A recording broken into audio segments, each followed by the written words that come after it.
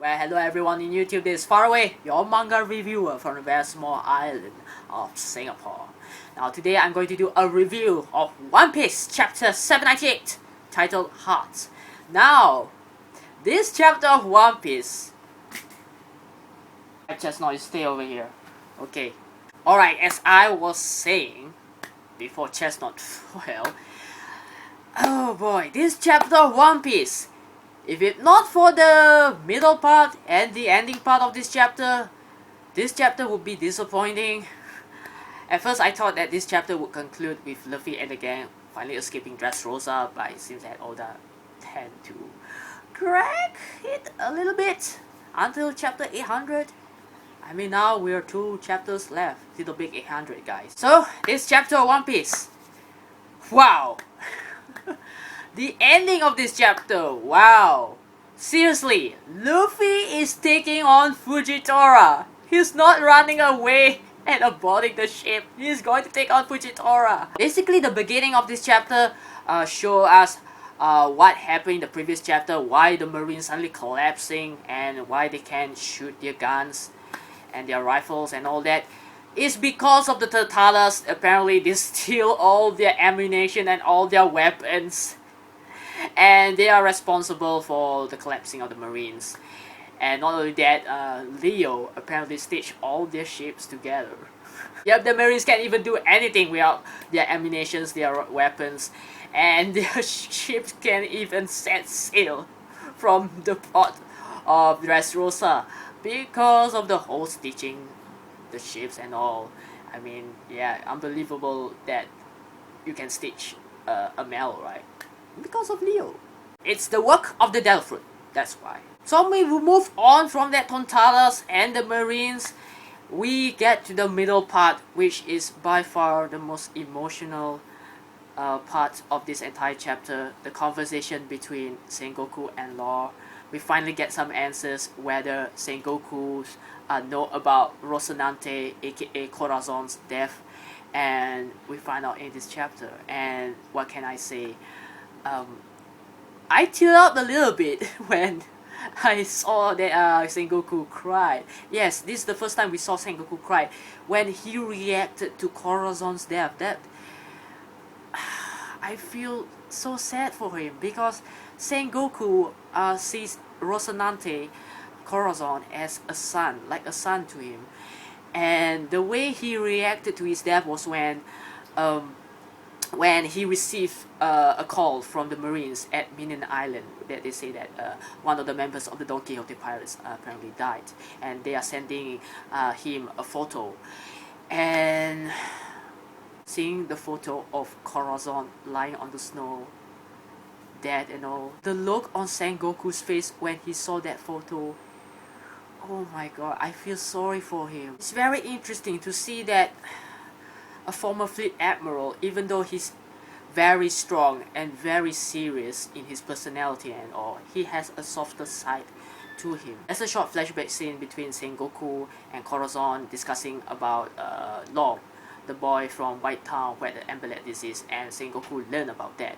He learned that there was a survivor on White Town, and he asked Corazon not to get close to him, not to care too much about him, because he was afraid that Law might put him in danger, and which led to Corazon's death. Of course, Law revealed to Sengoku that he is indeed the boy from White Town who had the Emberlet disease, and that he ate the ope fruit because of Corazon, and in his stead, Law pursued his goal to defeat Doflamingo, which he did. And also, Law reveals to Sengoku that he is a D. And Sengoku, apparently, it seems that he knew the will of the D too. Because apparently Sengoku paused for a moment after hearing that. And he knows about the will of the D. He started bringing the will of the D up, and that's it. We learn nothing about it. Although it's very confirmed, Sengoku knows something about the D too. So yeah. Sengoku decided to let Law go, and he did say to Law that the reason because of this is because he is not a fleet admiral anymore. And if he is active, then he will instantly arrest Law. And Sengoku tells Law not to forget about Corazon, that will be the best, and tells him to live his life, that he is a free man now. And he's quite sure that Corazon will have told him about this, which of course is his last words and last thoughts before his passing. Then we get to the last few pages of the chapter. Apparently their conversation was interrupted by Fujitora, who uses his devil fruit ability to lift every single debris and rubble that was caused by the great battle between Luffy and Doflamingo. Every single debris and rubble to the air. Every single one of them floating in the air. Everyone was shocked. Everyone was stunned by the sight of the floating debris and rubble floating in the air. And can I say something about this? This devil fruit ability could be very useful when it comes to pick up rubbish and litter. Yep. And Dressrosa apparently is become clean now. We are the rubble. We are a single piece of the rubble. Fujitora is going to use all these debris and rubbles to take down the pirates in one go. Law managed to get back to the group, and they were running towards the eastern port as fast as they can, and Luffy is right behind them. And the ending of this chapter, holy crap! Luffy just unleashed a gear-turret elephant gun straight at Fujitora. The attack actually hit him! Oh my god! And Fujitora let that punch straight onto him? I can't believe it! Fujitora didn't even notice that attack coming straight right at him! Holy crap! And Luffy tells Fujitora that he can defeat him like he always do because Fujitora is an admiral. However, Luffy isn't going to run away anymore because he's sick of it, and he doesn't care whether it's an admiral of the navy or even one of a Yoko, because Luffy will defeat each and every one of them, otherwise he won't become the king of pirates. And that's the end of the chapter. Wow! Oh my god. So what do I think of this chapter?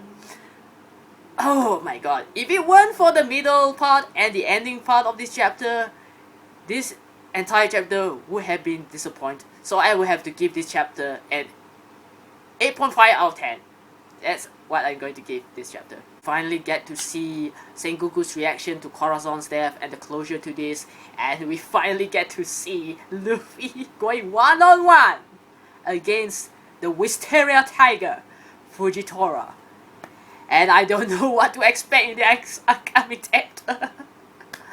However, if I were to speculate what happened in the next upcoming chapter, I think Law will force Luffy to get away from the fight and they will escape from Dressrosa. That's what I think.